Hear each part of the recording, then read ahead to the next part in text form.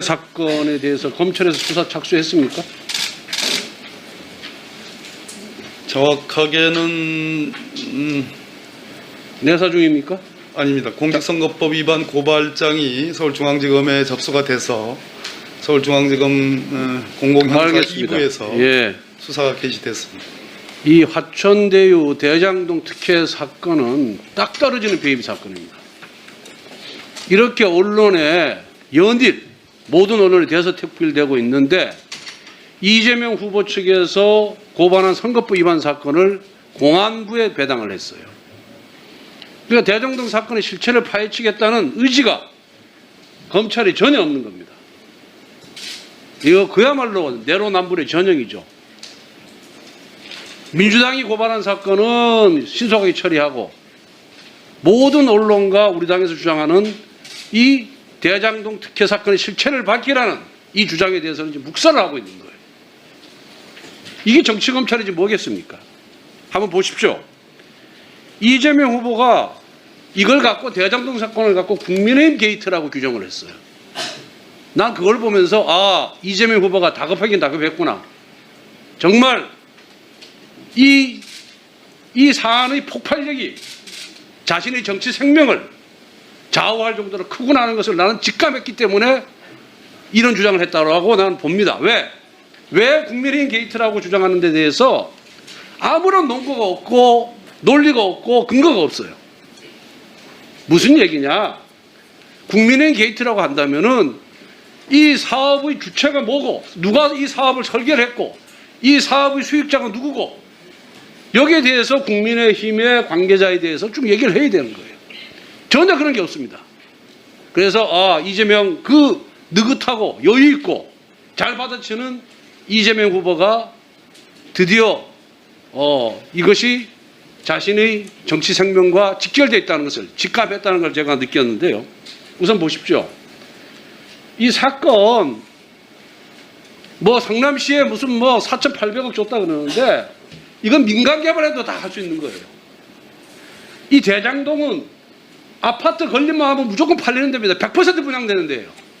그렇기 때문에 이거는 100% 성남시에서 공영 개발하면은 훨씬 더 많은 4,800억이 아니라 1조 원 가까운 이익이 성남시에 떨어지는 그런 공사입니다. 그런데 1억을 투자한 사람이 1,000억을 갖고 가요. 3억 투자해서 4,000억의 배당을 받습니다. 이런 특혜가 있을 수가 있는 겁니까? 이 개발업자들이 그전 김병장 성남시장부터 엄청나게 공을 들였어요.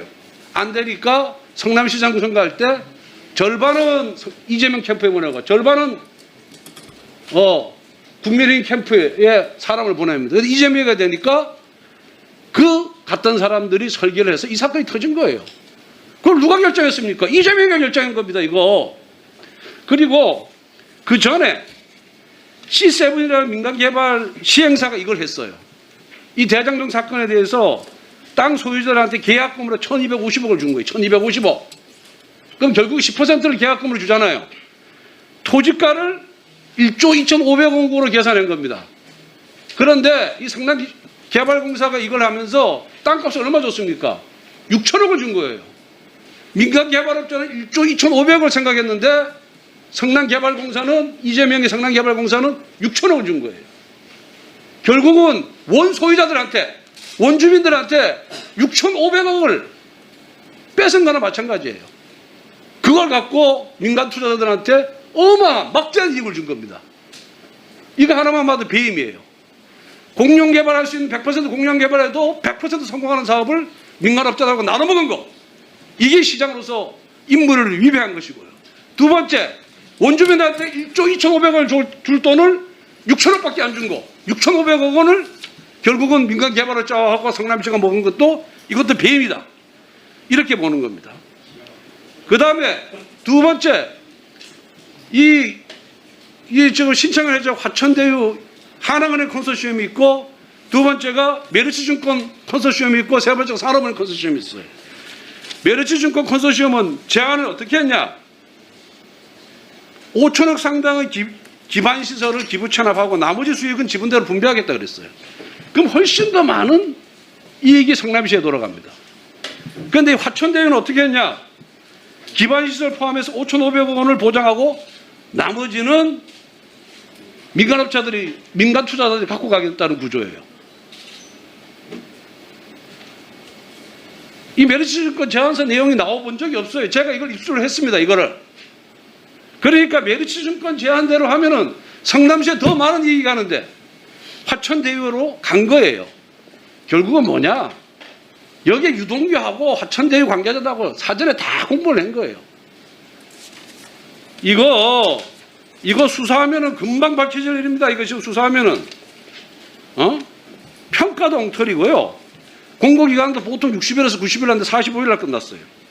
그리고 보통 건설사들이 들어오는데 여기는 은행들로 하여금 1조 이상의 재무적 1조 이상의 은행들로 하여금 이걸 만들어 난 거예요. 은행들이 컨소시엄을 구성해서 들어오라고 한 거예요. 이게 개발 사업에서 이 사건이 최초입니다. 이게. 그런데 투자는 은행이 제일 많이 했어요. 하나은행이 43%의 지분을 갖고 있는데 이익은 누가 제일 많이 받냐?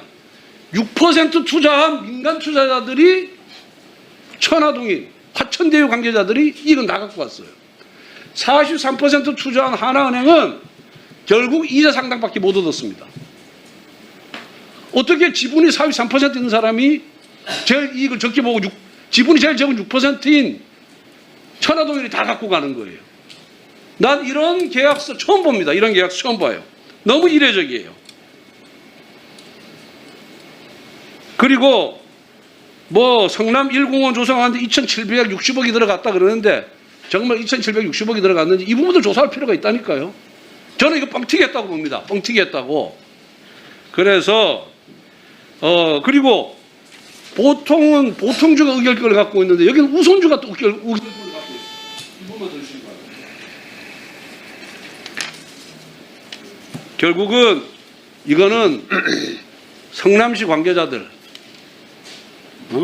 유동규, 김만배, 그 다음에 이 수익자인 YTL의 배모 기자 이런 사람들이 전부 공모해가지고 성남 시민에게 돌아갈 돈을 절반을 자기들이 먹은 거예요.